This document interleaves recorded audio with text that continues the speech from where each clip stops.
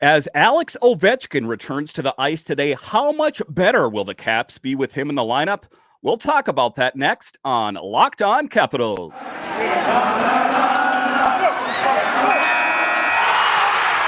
Your Locked On Capitals, your daily podcast on the Washington Capitals. Part of the Locked On Podcast Network, your team every day.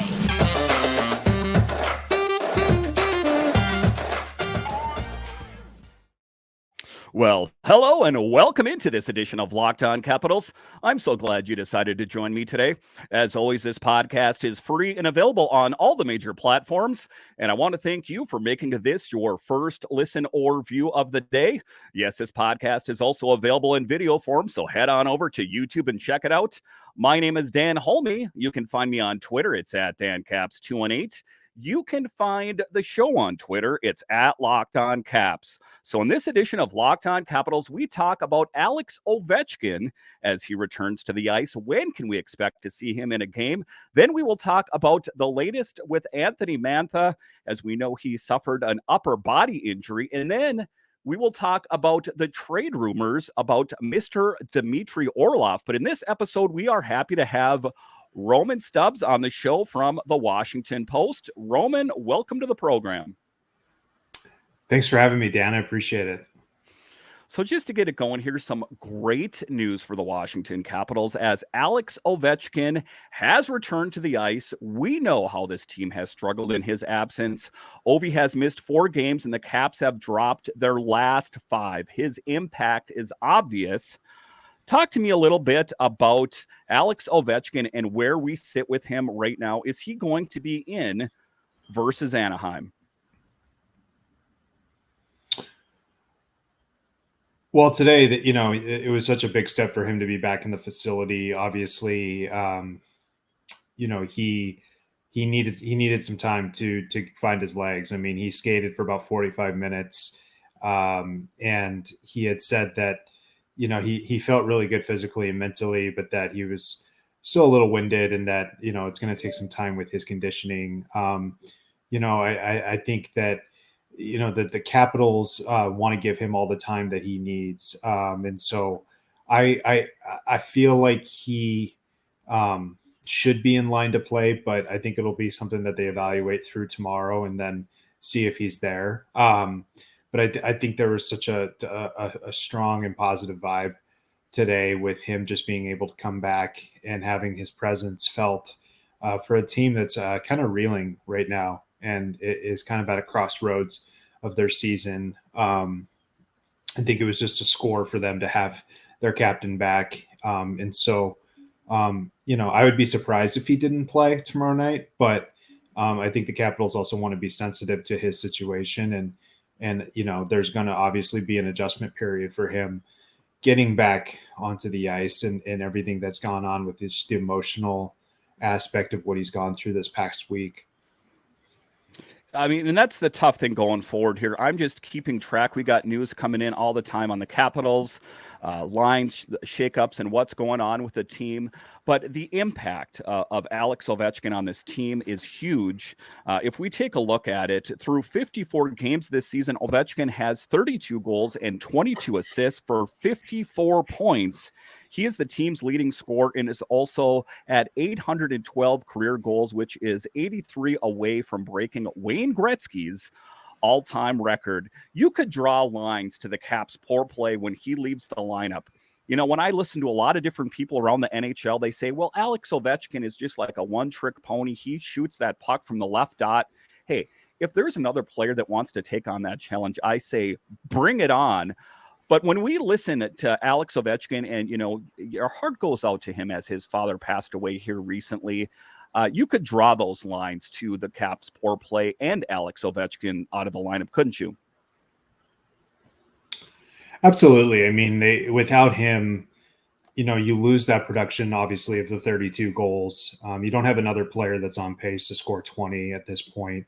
You not only have to shuffle your lineup, but you have to shuffle the power play. They inserted Kuznetsov for a couple of games in his spot on the first power play. Last night they played with TJ Oshie there.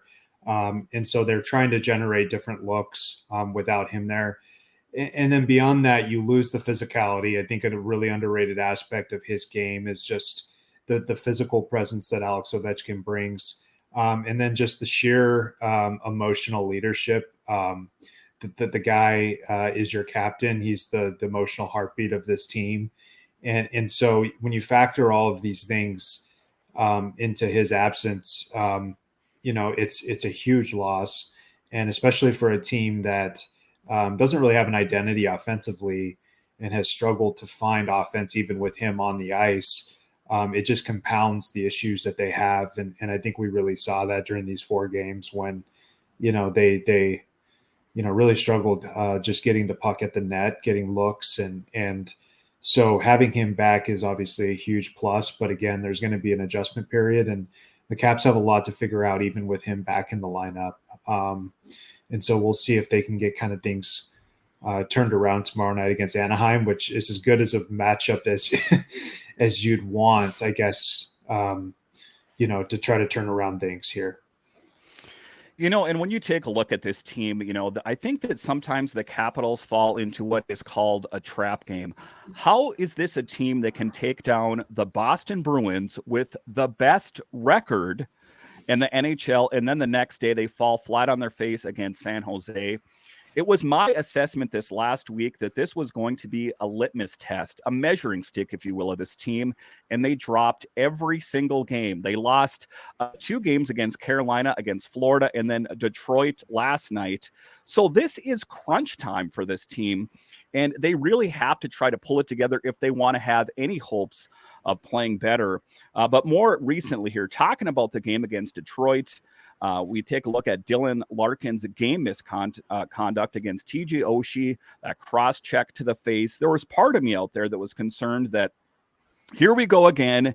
TJ Oshie is going to be out of the lineup with a concussion or something like that of that nature.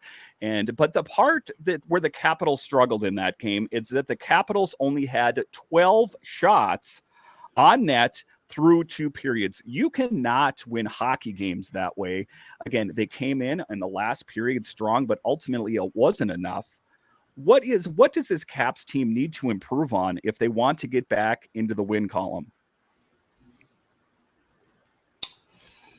Well, yeah, I think you said it. I mean, obviously it didn't help that Detroit had, 28 blocked shots and really presented some issues defensively for Washington. But I think when you look at the issues that they were having, getting the puck at the net and getting it deep and getting guys in front and trying to create traffic and all of that, there was also self-inflicted errors. You not only give up the first goal, which was the trend in all 5 of their losses, they get into these holes where they find themselves chasing the game. The other team seems to have this opportunity to play a little bit differently once they have a lead and wait to capitalize on the Caps' mistakes.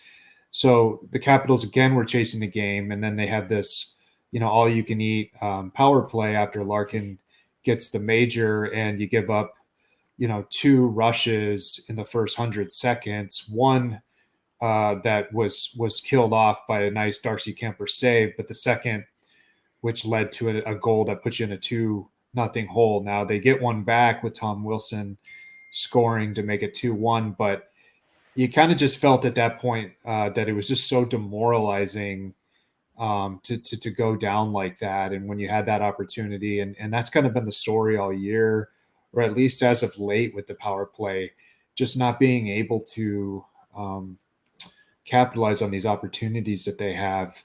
And so I think the effort was there last night. There was certainly more urgency after the disaster that they went through in Raleigh. And Peter Laviolette had said that anything that they did last night would have been better than what they showed in the outdoor game against the Hurricanes the other night. But the block shots, the giveaways, the lack of offensive output in the first 2 periods when you only have 17 shots through 40 minutes, that was all a little too late for the Capitals as they tried to push, and then you don't really get a break. You don't get get a dirty goal here or there. You don't get something going your way. And so this team feels a little snake bitten on top of it. And it all kind of came to a head in a fifth straight loss. And some tough things for the Capitals to go through here coming up, because these, I spoke about last week as those games being must-win games, but the margin for error now for this Caps team is razor fine. The teams in the Metro are getting better. We saw the Islanders go out there and sign Bo Horvat, which has really bolstered that team. And the Penguins, I think that ultimately at the end of the day, what the Capitals could hope for is the Pens or the Isles to kind of to start losing and the Capitals to start winning. But ultimately, do they have that in the tank? I guess that remains to be seen. All right, so after the break here, we are going to talk about the latest with Anthony Mantha. As we know, he suffered that upper body injury. And then we will talk about the rumors about trades that surround this team. We'll talk about that next.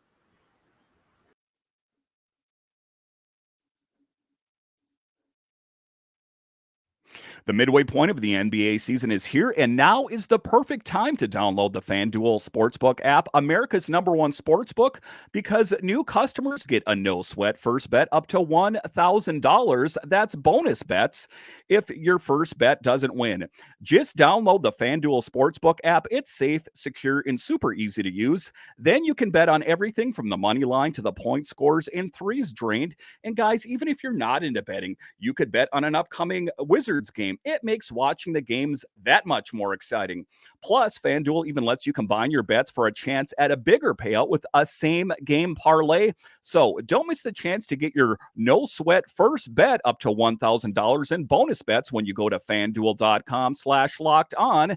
That's FanDuel.com/locked on. Make every moment more with FanDuel, an official sports betting partner of the NBA.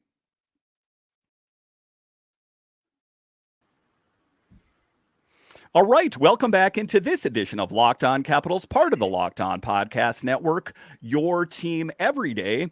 So Anthony Mantha, that is a player of concern, as we know that he left the game yesterday with an upper body injury. What is the latest that you're hearing about Anthony Mantha?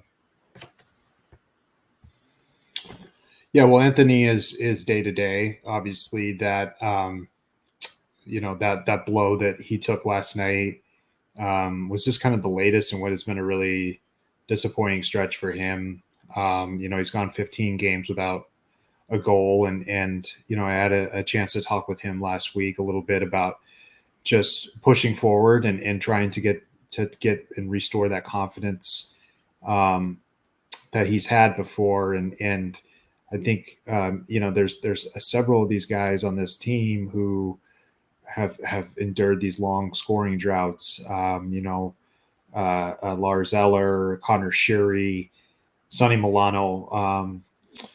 Some of these guys have gone weeks without a goal, and Anthony Mantha certainly has had a strong showings. On that fourth line at times. The last couple of weeks, he's hit a couple posts and felt like he was right there.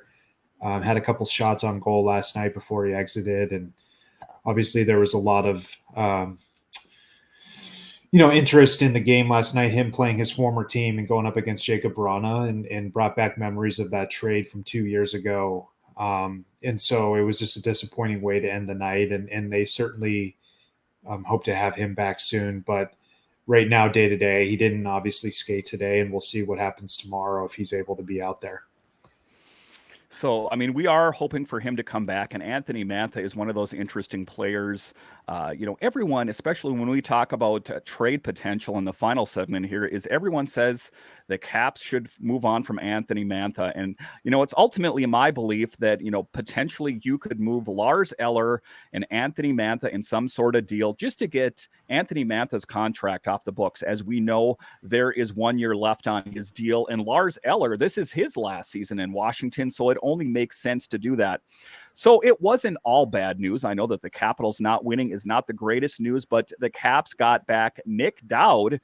Nick Dowd had been recovering from a lower body injury he suffered on January 16th against the Islanders following an awkward hit by Cal Clutterbuck. he has already matched his goal total from last season and has 19 goals in 44 games, and he is on pace to establish a new career high in goals this season. I was most excited to see Nick Dowd back in the lineup, that fourth line, the kind of grinding out tough line with Garnet Hathaway and kind of plug and play player on the left wing there, whether it be Alexi Protas or Anthony Mantha. We've pretty much seen every Capitals player play on that fourth line at some point. But having Nick Dowd back on this team playing again, that was a big moment for the Caps, I feel like, going forward.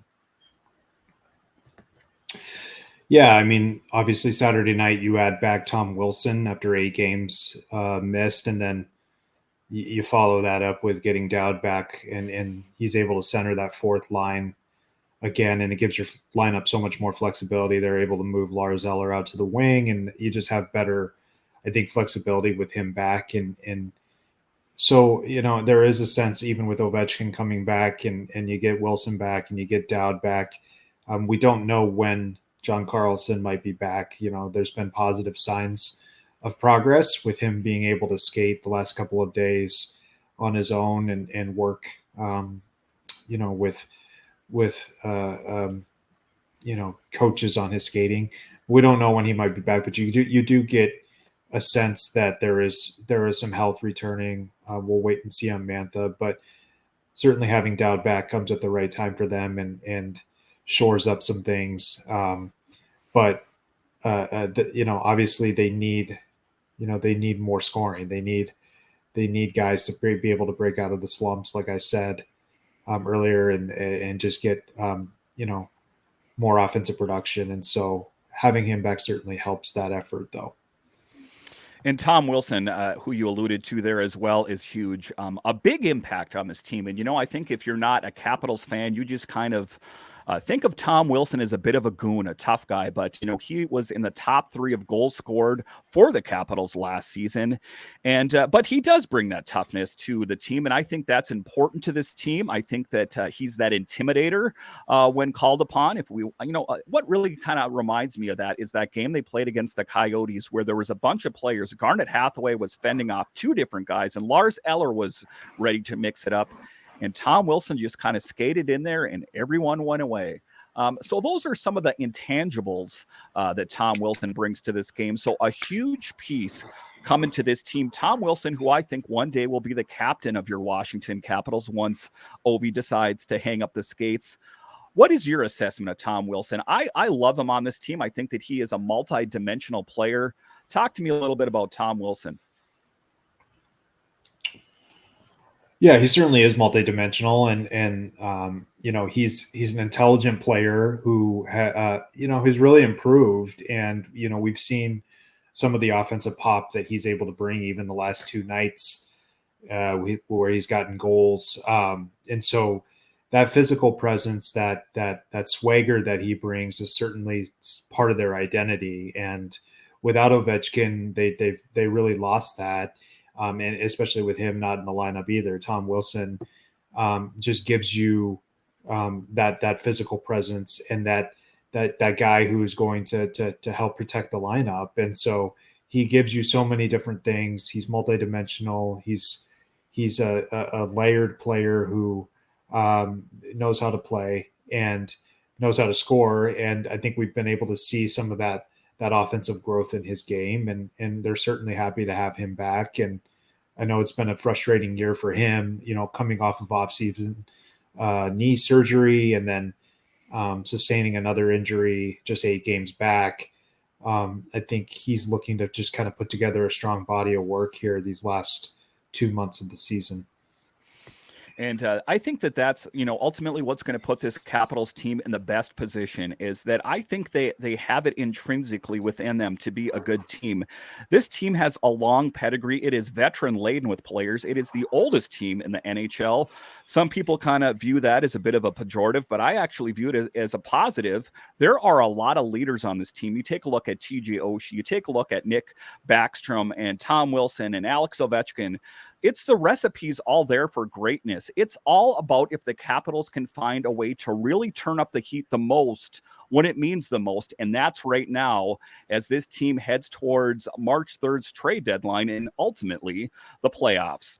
All right, so after the break here, we are going to talk about trade rumors surrounding this team.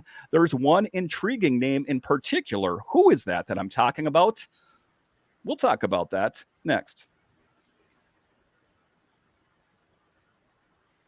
All right, welcome back into this edition of Locked On Capitals, part of the Locked On Podcast Network, your team every day.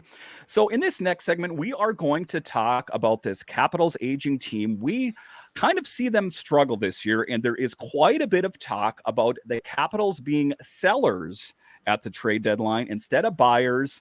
It's kind of been Brian McClellan's assessment that, does this team have what it takes in the tank to make a big push for the playoffs? And if they don't, why not move on from some pieces, most notably on the blue line, because as we know, John Carlson is the only blue liner under contract after this season. And there is one player in particular with rumors really starting to swirl, and that is Dimitry Orlov.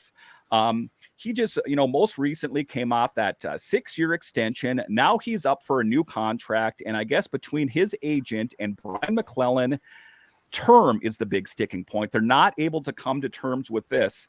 And this piece was in Washington Hockey Now. They said one piece whose name has come up in the recent murmurs is Dimitry Orlov.